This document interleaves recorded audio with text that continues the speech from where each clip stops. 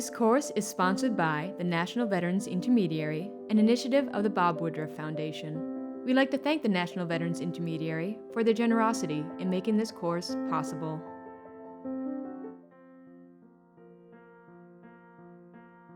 Hi, I'm Dr. Renee Swift McCain. I've worn many hats in my recent life: Air Force officer, public health professional, educator, military spouse, student veteran, and more.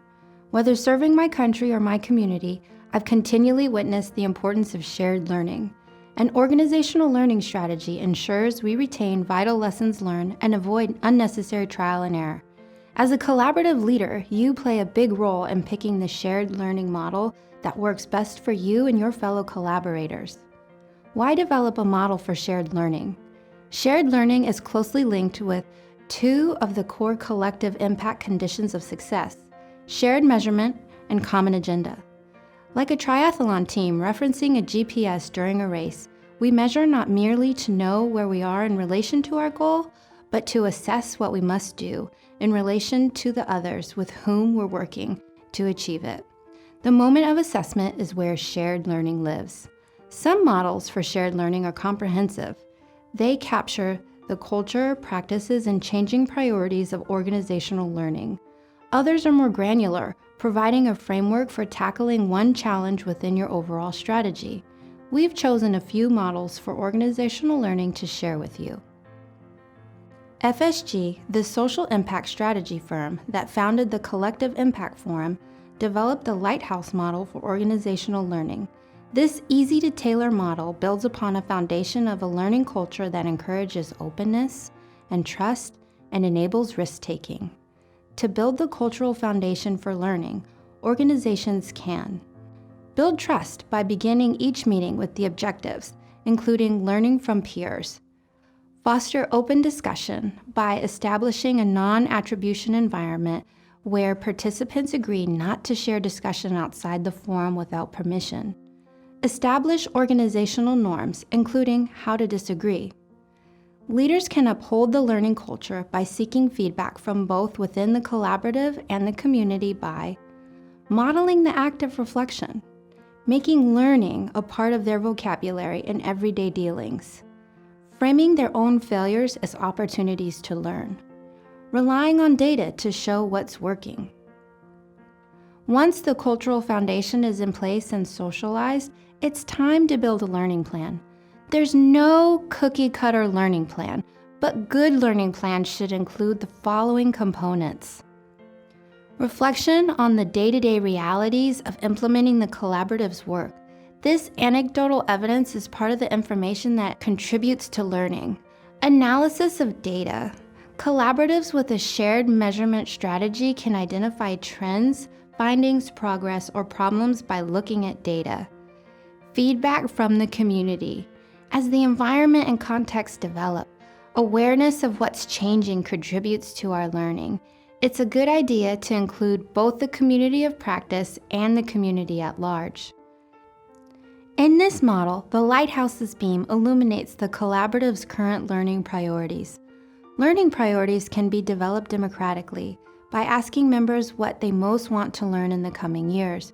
Priorities can also be refined by backbone leadership or teased out by a facilitator. Take a moment to assess what parts of the Lighthouse your collaborative may have already built. For any missing components, try to identify a single first step you can take toward building them. Triple loop learning is a model that's been adapted and combined with other concepts since the 1970s. The loops refer to the feedback processes that inform learning in three distinct scopes: actions and results, assumptions or framing and results, and context and results. First is single loop learning, which is concerned with doing things right and often right now. It includes close-in tactical adjustments. It's learning, but without much reflection or greater context. Zooming out just a little allows reframing of a problem. Reframing brings us into the second loop. In the second loop, we consider the systems that are contributing to the issue at hand, what our role is in addressing it, and how we measure what's working. In examining causality at this scope, the question becomes, are we doing the right things? An even wider view opens us up for the third loop, context. Context considers the big picture drivers of the scenario, our mission and vision, the culture in which we operate, and policies. At this more strategic level of learning, we ask, how do we discern what is right? Collaboratives can use triple loop learning as a framework for studying the problems they're trying to solve collectively. Take a moment to reflect. Select an issue facing your collaborative where you feel reactive or corrective or stuck in the first loop. Then, zoom out, considering how you might reframe the issue.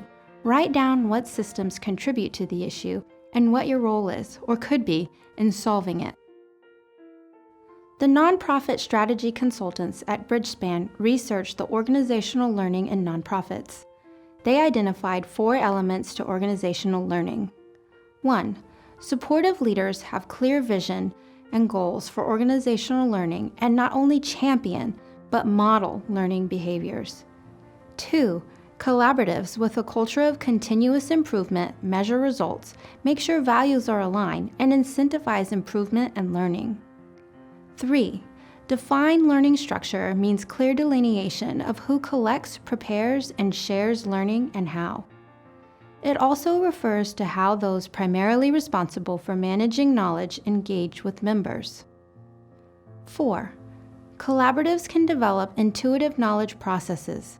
Examples include workflows based on learning priorities and designing systems for collecting, preparing, and sharing learning.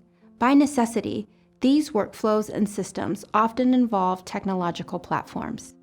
Take a moment to reflect. How does, or how could, your collaborative incentivize continuous improvement and learning? Most folks don't think about bias in the context of learning.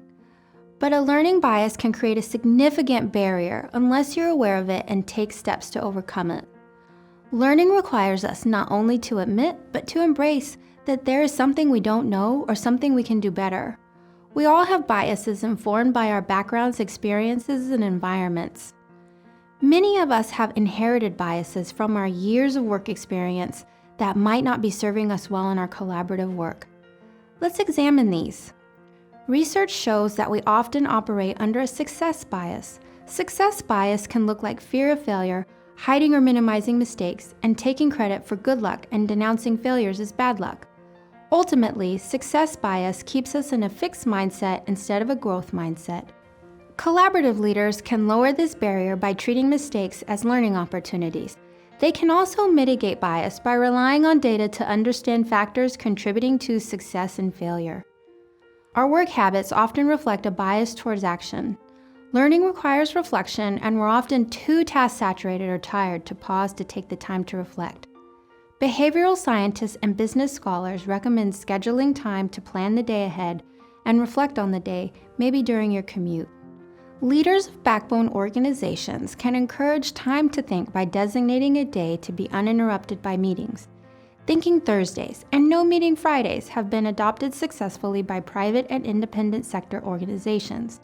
Collateral benefits include improved workflow and increased team satisfaction. Collaborative leaders can designate time in meetings to debrief events and projects from multiple perspectives. Expertise bias happens when collaborators defer to someone with more technical qualification, more experience, or higher rank when it comes to learning.